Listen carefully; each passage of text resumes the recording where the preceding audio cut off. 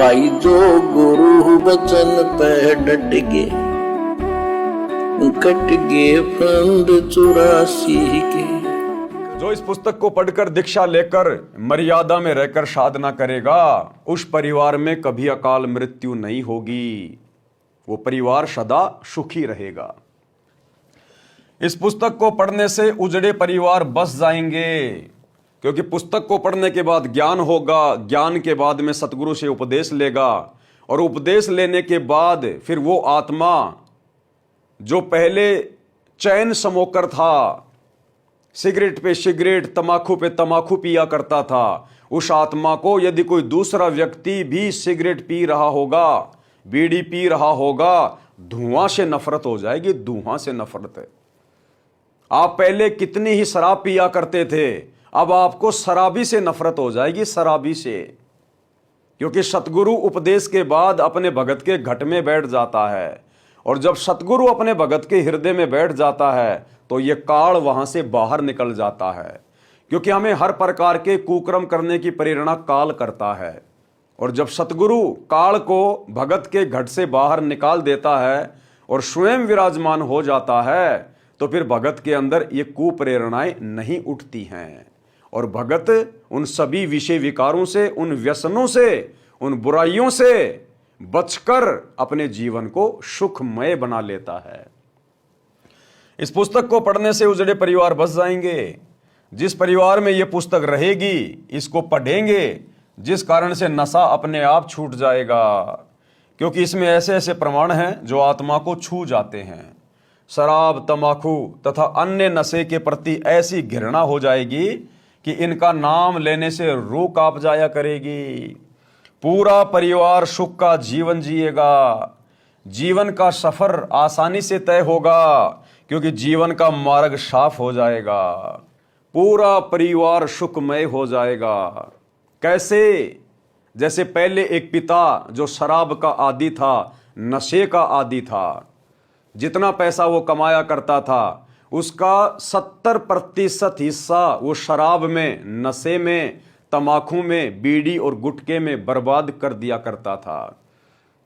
नशे में धुत होकर घर पर आता था, घरवाली को पीटा करता था, बच्चों को पीटा करता था, समय पर बच्चों की स्कूल की फीस नहीं भर पाता था, बच्चों के लिए बढ़िया बढ़िया भोजन की और कपड़ों की व्यवस्था नहीं कर पाता था, जिस कारण से वो उस परिवार के ऊपर दुखों का पहाड़ टूटा हुआ था। वो परिवार दुखालय था, दुखों का घर था। और जब उस भले आदमी को इस बात का ज्ञान होगा, सतगुरु की ये पुस्तक पढ़कर, इस अनमोल ज्ञान को पढ़कर, जब उसे इस बात का ज्ञान होगा कि जब पिता घर पर आता है तो बच्चे अपने पिता की राह देखते हैं, इंतजार करते हैं कि घर पर पिताजी आएंगे, पापा जी आएंगे, उनके आने का समय हो गया है। एक बच्चा कहेगा पापा जी मेरे लिए आज केले लाएंगे, दूसरा सोचेगा पापा जी मेरे लिए नए नए कपड़े लाएंगे, और वो पापा नशे में धुत होकर आकर बच्चों को मारता है, पीटता है, धमकाता है। तो सोचिए भाई और बहनों, उस परिवार पर क्या गुजरती होगी, उन बच्चों के दिलो दिमाग पर क्या गुजरती होगी। और आगे चलकर वो बच्चे भी फिर वैसा ही व्यवहार, वैसा ही आचरण करेंगे, वैसा ही खाना पीना करेंगे जो उन्होंने अपने घर में सीखा है, अपने माता पिता से सीखा है। तो इस पुस्तक को पढ़ने से ज्ञान होगा, और ज्ञान होने के बाद में बुराइयां छूटेंगी और वो घर सुखमय हो जाएगा। पूरा परिवार सुख का जीवन जिएगा, जीवन का सफर आसानी से तय होगा, क्योंकि जीवन का मार्ग साफ हो जाता है। इस पुस्तक में पूर्ण परमात्मा कौन है, उसका नाम क्या है, उसकी भक्ति कैसी है, सब जानकारी मिलेगी। क्योंकि भाई और बहनों, भक्ति करते करते भी विश्व का 99% प्राणी दुखी केवल इसलिए है। भक्ति तो वो कर रहा है, लेकिन उसे अभी तक ये नहीं पता कि मैं किसकी भक्ति कर रहा हूं, परमात्मा कौन है, भगवान कौन है।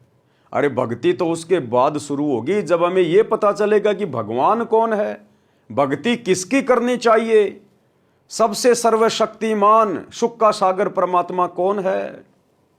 जब हम पतिव्रता आत्मा की तरह, पतिव्रता स्त्री की तरह अपने एक पति परमेश्वर की भक्ति शुरू करेंगे, तब हमें सुख होंगे, रोज नए नए सुख होंगे उस परमेश्वर की भक्ति से। लेकिन आज से पहले हम भक्ति भी कर रहे थे, जो भी हमें जैसा भी बता दिया करता था, समझा दिया करता था। हम मंदिरों में भी जाते थे, मस्जिद में, तीर्थों पे, चर्चों पे, गुरुद्वारों में, कावड़ यात्रा में, कुंभ के मेले में, पैदल यात्रा में, लेकिन हमें कोई सुख नहीं, किसी भी प्रकार का। उल्टे दुख हमारे जीवन में आ रहे थे। क्यों? क्योंकि हमारा मार्ग सही नहीं था, हमारी भक्ति शास्त्रों के अनुसार नहीं थी। क्योंकि शास्त्र भक्ति का संविधान है। शास्त्रों में भक्ति के विषय में लिखा होता है, भगवान के विषय में लिखा होता है। और यदि हम शास्त्रों के विपरीत भक्ति करेंगे तो चाहे हम कितनी भक्ति कर लें, किसी भी देव महादेव की भक्ति कर लें, यदि हमारे भाग्य में दुख है तो दुख ही आएगा, और यदि सुख है तो सुख ही मिलेगा, चाहे आप भक्ति करो या ना करो। तो सबसे पहले तो हमें यह पता होना चाहिए कि परमात्मा कौन है जिसकी भक्ति शुरू करें। आपने नाम सुना होगा साईं बाबा। लाखों करोड़ों की संख्या में लोग उनके मंदिर में जाते हैं, उनको मानते हैं, उनको पूजते हैं, बृहस्पतिवार का व्रत करते हैं। लेकिन किसी को नहीं पता कि परमात्मा कौन है। वो साईं बाबा इतने लंबे समय तक जिया, लोगों को उपदेश दिया करता था और हमेशा एक ही बात कहा करता था, सबका मालिक एक। ऊपर को उंगली करके क्या कहता था? सबका मालिक एक। लेकिन उस साईं बाबा ने अपनी जिंदगी में अपने किसी भी भगत को यह नहीं बताया कि उस सब के मालिक एक का नाम क्या है, वो कहां रहता है, वो कैसे मिलेगा, उसकी भक्ति कैसे शुरू करें। उस साईं बाबा ने जिंदगी में कभी नहीं बताया, क्योंकि उसको खुद नहीं पता था कि सबका मालिक एक कौन है, कहां रहता है, क्या उसका नाम है। उसने अपनी जिंदगी में जैसे भी सुख या दुख भोगे, उसके भाग्य में जैसा लिखा था उसको वैसा। जो गुरु बचन पे डट के, कट गए फंद 84 के, कट गए फंद 84 के, कट गए फंद 84 के।